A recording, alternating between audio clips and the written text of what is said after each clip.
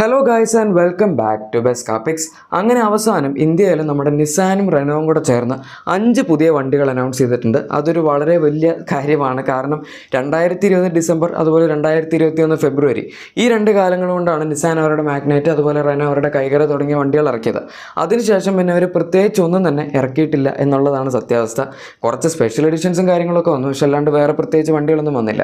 എന്നാൽ അത് മൊത്തത്തിൽ മാറാൻ പോവാണ്. അതിന് പകരം 4 പുതിയ വണ്ടികളും പിന്നെ എക്സിസ്റ്റിംഗ് വണ്ടികളുടെ ഫേസ് ലിഫ്റ്റുമാണ് വരുന്നത്. നമുക്ക് ഓരോന്ന് ഡീറ്റെയിൽ ആയിട്ട് നോക്കാം. സോ ഇതിൽ ആദ്യം വരുന്നത് നിസാൻ്റെ ആണെങ്കിൽ മാഗ്നൈറ്റിൻ്റെയും അതുപോലെ റെനോയുടെ ആണെങ്കിൽ കൈഗറിൻ്റെയും ഫേസ് ലിഫ്റ്റുകളായിരിക്കും.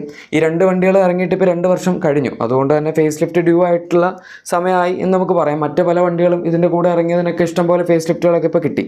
ഫേസ് ലിഫ്റ്റുകളും പുതിയ കുറച്ച് അപ്ഡേറ്റുകളൊക്കെ ആയിട്ട് കിട്ടിയിട്ടുണ്ടായിരുന്നു. ഈ 2 വണ്ടികൾക്കും പക്ഷേ അങ്ങനെ പ്രത്യേകിച്ചൊന്നും കിട്ടില്ല. ആകെ BS6 ഫേസ് 2ൻ്റെ അപ്ഡേറ്റ് മാത്രമേ കിട്ടിയുള്ളൂ. എന്നാൽ ഇനി വരാൻ പോകുന്ന ഫേസ് ലിഫ്റ്റിൽ കുറച്ചുകൂടെ പുതിയ കാര്യങ്ങൾ നമുക്ക് പ്രതീക്ഷിക്കാം. ഇപ്പോൾ ഡിസൈൻ്റെ കാര്യത്തിലാണെങ്കിലും അതുപോലെ തന്നെ ഇൻറ്റീരിയറിൽ വരുന്ന ഫീച്ചേഴ്സിൻ്റെ കാര്യത്തിലാണെങ്കിലും കുറച്ചുകൂടെ പുതിയ അപ്ഡേഷൻസ് നമുക്ക് പ്രതീക്ഷിക്കാം. എന്തായാലും വണ്ടികൾ ഇതുവരെ ഈ 2 എണ്ണത്തിൻ്റെ ഫേസ് ലിഫ്റ്റ് ടെസ്റ്റിങ്ങിൻ്റെ ഭാഗമായിട്ടൊന്നും സ്പോട്ട് ചെയ്യപ്പെട്ടിട്ടില്ല. കറക്റ്റ് ടെസ്റ്റിംഗ് നടക്കുമ്പോൾ നമുക്കറിയാം എന്തൊക്കെയാണ് ഇവർ മെയിനായിട്ട് മാറ്റാൻ പോകുന്നതെന്ന്.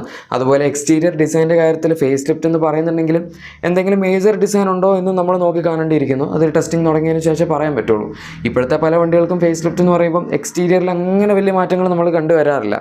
എന്തായാലും ഈ വണ്ടിയുടെ കാര്യത്തിൽ എന്തെങ്കിലുമൊക്കെ ഉണ്ടാവട്ടെ എന്ന് നമുക്ക് വിചാരിക്കും. കാരണം ഒരു റിഫ്രഷ്മെൻറ്റ് വേണമല്ലോ. കുറേ കാലമായിട്ട് അവർ ഇറങ്ങിയിട്ട് പ്രത്യേകിച്ചും ചെയ്തിട്ടില്ലല്ലോ.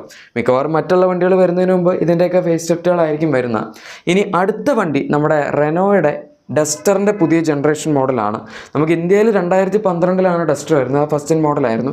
അത് കഴിഞ്ഞ് പിന്നെ ഗ്ലോബലി സെക്കൻഡ് ജെൻ മോഡൽ ഇറങ്ങിയെങ്കിലും അത് അവർ ഇന്ത്യയിൽ ഇറക്കിയില്ല. ഇനി അത് സ്കിപ്പ് ചെയ്തിട്ട് നമുക്ക് പുതിയ 3rd ജനറേഷൻ ഡസ്റ്റർ ആയിരിക്കും ഇന്ത്യയിൽ കിട്ടുന്നത്. ഈ വണ്ടി അത്യാവശ്യം നല്ല വണ്ടിയാണ്. ഇത് 2022 കാണിച്ച ബിഗ്സ്റ്റർ കോൺസെപ്റ്റിനെ ബേസ് ചെയ്തായിരിക്കും ഇവിടെ ഇറക്കാൻ പോകുന്നത്. അത് ആക്ച്വലി ഡാഷ്യ ഡസ്റ്റർ എന്ന പേരിൽ ഈ അടുത്ത് ഗ്ലോബലി അൺവീൽ ചെയ്തിട്ടുണ്ടായിരുന്നു. ഈ വണ്ടിയാണ് ഏറ്റവും ലേറ്റസ്റ്റ് ആയിട്ട് അൺവീൽ ചെയ്തിരിക്കുന്നത്. ഇതിൻ്റെ തന്നെ റെനോയുടെ ഡെറിവേറ്റീവും അതുപോലെ തന്നെ നിസാൻ്റെ ഡെറിവേറ്റീവും നമുക്ക് കിട്ടുന്നതായിരിക്കും. CMF-B എന്ന് പറയുന്ന പ്ലാറ്റ്ഫോമിലാണ് ഈ 2 വണ്ടികളും വരാൻ പോകുന്നത്. എന്ന് വെച്ചാൽ പണ്ടത്തെ ഡസ്റ്ററിൻ്റെ B0 ആർക്കിടെക്ചർ ഒരു കംപ്ലീറ്റ് ആയിട്ട് വിൽക്കും. ആ ഒരു പ്ലാറ്റ്ഫോമിലായിരുന്നു പഴയ ഡസ്റ്റർ ഉണ്ടായിരുന്നത്. ഡസ്റ്റർ മാത്രമല്ല കിക്സും ക്യാപ്ചറും ഇത് പറയുന്ന വണ്ടികളൊക്കെ തന്നെ B0 ആർക്കിടെക്ചറിൽ വന്നിരുന്ന വണ്ടികളാണ്.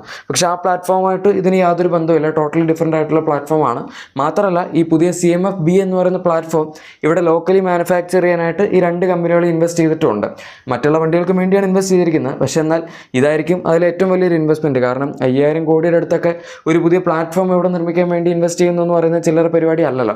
ഇതിപ്പോൾ 5 സീറ്റർ മോഡലാണ് നിങ്ങൾ കണ്ടുകൊണ്ടിരിക്കുന്നത്. ആൻഡ് ഈ വണ്ടി അത്യാവശ്യം നല്ല വണ്ടിയാണ്. എക്സ്റ്റീരിയറിൽ കാണാനാണെങ്കിലും അത്യാവശ്യം റഗഡ് ലുക്കുള്ളൊരു വാഹനമാണ്. മാത്രമല്ല ഇൻറ്റീരിയറിലാണെങ്കിലും അത്യാവശ്യം ഡീസൻ്റ്ലി ലോഡഡാണ്. ഒരുപാട് ഫീച്ചേഴ്സ് ഉണ്ട് എന്ന് ഞാൻ പറയുന്നില്ല. പക്ഷേ എന്നാൽ ആവശ്യത്തിനുള്ള ഫീച്ചേഴ്സൊക്കെ ഈ ഒരു വാഹനത്തിൽ തീർച്ചയായും നമുക്ക് കിട്ടും. ഈ വണ്ടി ഇപ്പോൾ ഗ്ലോബലി ഇറങ്ങിയെങ്കിൽ പോലും നമുക്ക് ഇന്ത്യയിൽ ഇത് വരുമ്പോൾ 2025 ആവുന്നൊക്കെയാണ് പറയുന്നത്. എനിക്കറിയാം അത് കുറച്ചധികം സമയമായി പോയി എന്ന്. പക്ഷെ ഒന്നും നമുക്കൊന്നും ചെയ്യാൻ പറ്റില്ല. ഇവരുടെ തീരുമാനം അങ്ങനെയാണ്. കാരണം ഈ പ്ലാറ്റ്ഫോം ഇവിടെ ലോക്കലൈസ് ചെയ്ത് നിർമ്മിക്കണമല്ലോ. എന്നാൽ മാത്രമൊക്കെ പ്രൊഡക്ഷൻ കോസ്റ്റ് കൺട്രോൾ നിർത്താൻ പറ്റൂ. അത് കൺട്രോളാണെങ്കിൽ മാത്രമേ ഇവിടെ ഇറക്കിയിട്ട് കാര്യമുള്ളൂ. അല്ലാതെ ഇപ്പോൾ ഇങ്ങനൊരു വണ്ടി ഇവിടെ സ്റ്റാർട്ടിംഗ് പ്രൈസ് 12-13 ലക്ഷം രൂപയൊക്കെ വെച്ച് 10-26 ലക്ഷം രൂപയൊക്കെ ടോപ്പിൻ്റെ പോയെങ്കിൽ പിന്നെ പറഞ്ഞിട്ട് കാര്യമില്ലല്ലോ. പക്ഷേ എന്നാൽ സ്റ്റാർട്ടിംഗ് പ്രൈസ് ഒരു 10 lakhs 11 lakhs റേഞ്ചിലൊക്കെ ഇപ്പോഴത്തെ നോർമൽ വണ്ടികളുടെ ആ പ്രൈസിൽ വെച്ച് കഴിഞ്ഞാൽ ഈ വണ്ടിക്കും ഇനിയും മാർക്കറ്റ് ഉണ്ടെന്ന് പറയാം. കാരണം ഡസ്റ്റർ ഇറങ്ങിയ സമയത്ത് ഒരു വലിയ വിപ്ലവം സൃഷ്ടിച്ച വണ്ടിയായിരുന്നു, പ്രത്യേകിച്ച് നമ്മുടെ ഈ കോമ്പാക്ട് SUV സെഗ്മെൻറ്റിൽ. എന്നാൽ ഇനിയിപ്പം വരാൻ പോകുന്ന വണ്ടിയും അങ്ങനെ തന്നെ ആവട്ടെ എന്ന് നമുക്ക് വിചാരിക്കാം.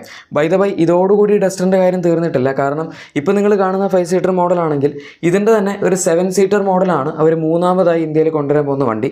ഈ സെയിം പ്ലാറ്റ്ഫോം തന്നെയാണ്. CMF-B പ്ലാറ്റ്ഫോം ബേസ് ചെയ്തിട്ട് തന്നെയായിരിക്കും ഇതും വരാൻ പോകുന്നത്. പക്ഷേ അതിൻ്റെ ഒരു ലോങ് വീൽ ബേസ് വേർഷൻ ആയിരിക്കും എന്ന് മാത്രം. ഈ 5 സീറ്റർ മോഡൽ വണ്ടി കോമ്പീറ്റ് ചെയ്യാൻ പോകുന്ന നമ്മുടെ Creta, Seltos, Kushaq, Taycan, Aster അതുപോലെ ഗ്രാൻഡ് വിറ്റാര, ഹൈറൈഡർ, എലിവേറ്റർ തുടങ്ങിയ വണ്ടികളുടെ കൂടെയൊക്കെ ആണെങ്കിൽ ഇനി വരാൻ പോകുന്ന 7 സീറ്റർ മോഡൽ കോമ്പീറ്റ് ചെയ്യാൻ പോകുന്ന നമ്മുടെ സഫാരി അതുപോലെ എൽക്കസാർ പിന്നെ XUV700 ഈ പറയുന്ന വണ്ടികളുടെ കൂടെയൊക്കെ ആവാനാണ് സാധ്യത. ഇന്നോവ ഹൈക്രോസിലേക്ക് ഞാൻ പോകുന്നില്ല, അത് കുറച്ച് ബഡ്ജറ്റ് കൂടിപ്പോയി. പിന്നെ വേണമെങ്കിൽ നമ്മുടെ C3 എയർക്രോസുമായിട്ടൊക്കെ ഇതിനെ 7 സീറ്റർ കോമ്പീറ്റ് ചെയ്യും എന്നും പറയാം. കാരണം ആ വണ്ടിയുടെ ടോപ്പ് എൻഡ് 7 സീറ്റർ മോഡലൊക്കെ ഒരു ഓപ്ഷൻ ആയിട്ട് കൊടുക്കുന്നുണ്ട്. ഈ 7 സീറ്റർ വണ്ടിയും റെനോയുടെയും അതുപോലെ നിസാൻ്റെയും 2ൻ്റെയും ബ്രാൻഡിങ്ങിൽ വരും. ബൈ ദ ബൈ എഞ്ചിൻ ഓപ്ഷൻസിനെ പറ്റി പറയുകയാണെങ്കിൽ ഗ്ലോബലി ഈ വണ്ടിക്ക് ഒരുപാട് എഞ്ചിൻ ഓപ്ഷൻസ് ഉണ്ട്. ഒരു 1 ലിറ്റർ ടർബോ ഉണ്ട്, 120 PS ആണ് അതിൻ്റെ പവർ. പിന്നെ ഒരു 1.2 സ്ട്രോങ് ഹൈബ്രിഡ് വരുന്നുണ്ട്, അതും ഓൾമോസ്റ്റ് 140 PS ആണ് പവർ വരുന്നത്. ഇതൊന്നും അല്ലാണ്ട് 1.3 ടർബോ വരുന്നുണ്ട്, അത് ഫ്ലെക്സ് ഫ്യൂൽ എഞ്ചിനാണ്. അതിന് 170 PS പവർ പറയുന്നുണ്ട്. പിന്നെ ഉള്ളത് 1.6 ലിറ്റർ എഞ്ചിനും പറയുന്നുണ്ട്, അതും ഹൈബ്രിഡ് ആയിട്ടൊക്കെയാണ് പറയുന്നത്. അങ്ങനെ ഇഷ്ടംപോലെ എഞ്ചിൻ ഓപ്ഷൻസ് ഈ വണ്ടിയിൽ ഗ്ലോബലി വരുന്നുണ്ട്. ഇതിലേതൊക്കെയാണ് ഇന്ത്യയിൽ വരുന്നത് എന്ന് നമുക്ക് പറയാൻ പറ്റില്ല. 1 ലിറ്റർ ടർബോ വരാനുള്ള സാധ്യതയുണ്ട്, പിന്നെ ചിലപ്പോൾ 1.3 ടർബോയും വരാനുള്ള സാധ്യതയുണ്ട്. 1.2 സ്ട്രോങ് ഹൈബ്രിഡ് അവർ കൊണ്ടുവരായിരുന്നെങ്കിൽ നന്നായിരുന്നു, പക്ഷേ അതിവിടെ ലോക്കലൈസ് ചെയ്തൊക്കെ ഇറക്കേണ്ടി വരും. കുറച്ച് ബുദ്ധിമുട്ടാണ്, വരുമില്ലോ നമ്മൾ നോക്കേണ്ടി വരും.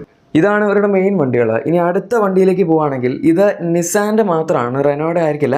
റെനോ ചിലപ്പോൾ ഇതിൻ്റെ ഒരു ഫേസ് ലിഫ്റ്റ് കൊണ്ടുവരായിരിക്കും. അത് ഡ്രൈവറിനെ പറ്റിയാണ് നമ്മൾ സംസാരിക്കുന്നത്. ഈ CMF-A+ പ്ലാറ്റ്ഫോമിൽ ബേസ് ചെയ്തിട്ടുള്ള നിസാൻ്റെ ഒരു വണ്ടി വരുന്നതായിട്ട് പറയുന്നുണ്ട്. അത് തീർച്ചയായും ഈ വണ്ടിയുടെ തന്നെ ഒരു റീബ്രാൻഡഡ് മോഡലായിരിക്കും.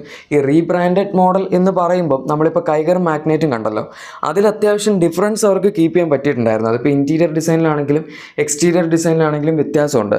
ഈ വണ്ടി ഇനിയിപ്പോൾ നിസാൻ എടുത്ത് റീബ്രാൻഡ് ചെയ്ത് ഇറക്കുകയാണെങ്കിൽ പോലും അവിടെയും അവർ ഡിസൈനിൻ്റെ കാര്യത്തിൽ അത്യാവശ്യം മാറ്റങ്ങൾ വരുത്തും. കുറച്ചും കൂടി നിസാൻ ടൈപ്പ് ഇൻസ്പയർ ചെയ്തിട്ടുള്ള ഡിസൈൻ ആയിരിക്കും ആ വണ്ടിയിലും കൊടുക്കാൻ പോകുന്നത്. അതുകൊണ്ട് നമുക്ക് കാണുമ്പം പെട്ടെന്ന് അങ്ങനെ ഒരു മടുപ്പ് തോന്നാനുള്ള സാധ്യതയില്ല.